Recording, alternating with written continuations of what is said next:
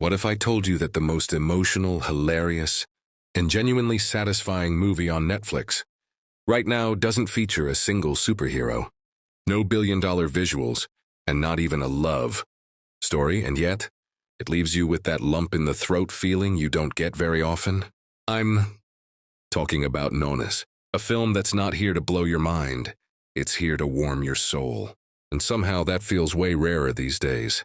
Now, before I tell you why Nonna's just hit #1 in the US on Netflix, let me hit you with the setup. Vince Vaughn plays Joe Scaravella. The guy is grieving the death of his mother, and he's stuck in that quiet, painful phase of loss that nobody really talks about. You know, the one where everything still feels loud, but nothing makes sense. Instead of therapy or isolation, Joe decides to open an Italian restaurant. But here's where it gets weird. He hires grandmothers.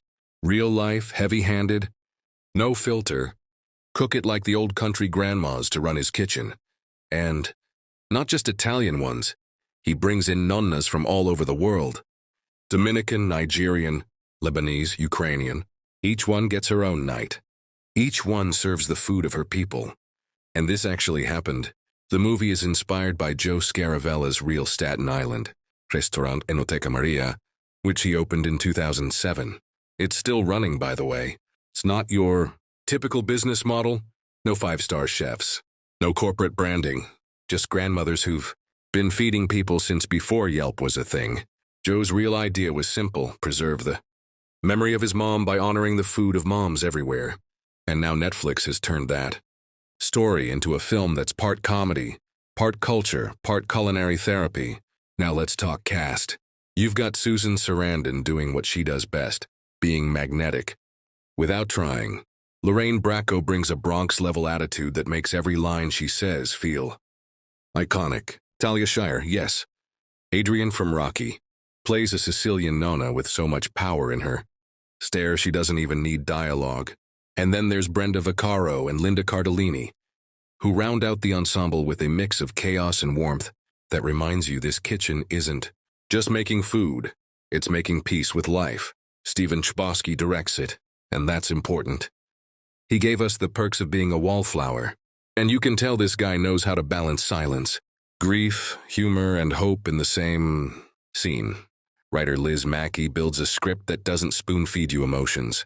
It lets you feel them naturally, in between the jokes, the pasta rolling, and the occasional grandmother yelling at someone for not boiling water, right? Now let me tell you what makes Nonna's different from every based on a true story movie out there. It doesn't try to be inspirational. It is inspirational because it's grounded. It's built on culture. Every scene isn't just about food, it's about identity. There's this one moment when a Ukrainian Nonna is asked to remove an ingredient because customers might not like it. She looks straight into the chef's eyes and says, "Then they can eat somewhere else." That line got a standing ovation in my living room. Not even kidding.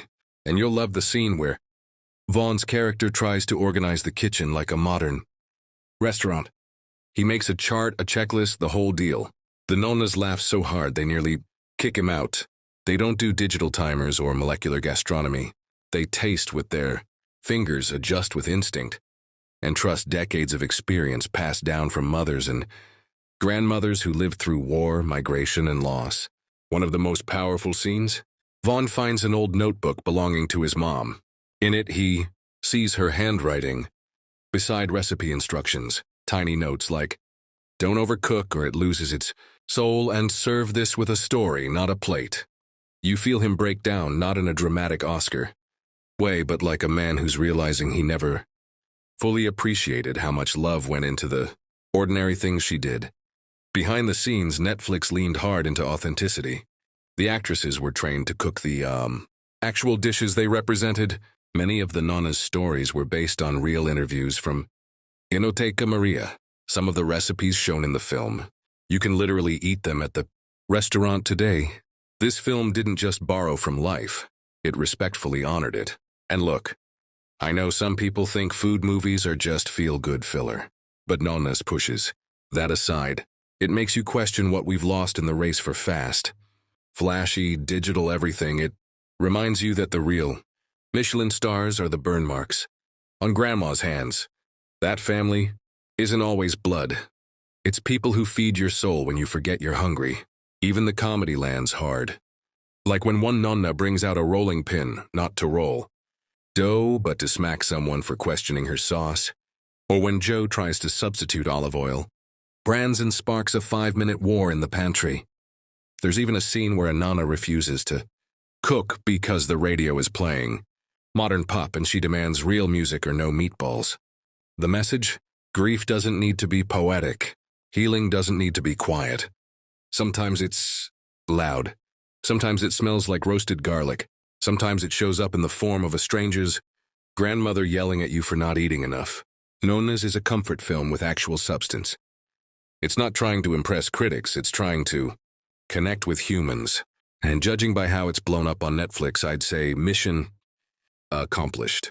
So if you're tired of cold-blooded thrillers and bland remakes, go queue up Nonna's, watch it.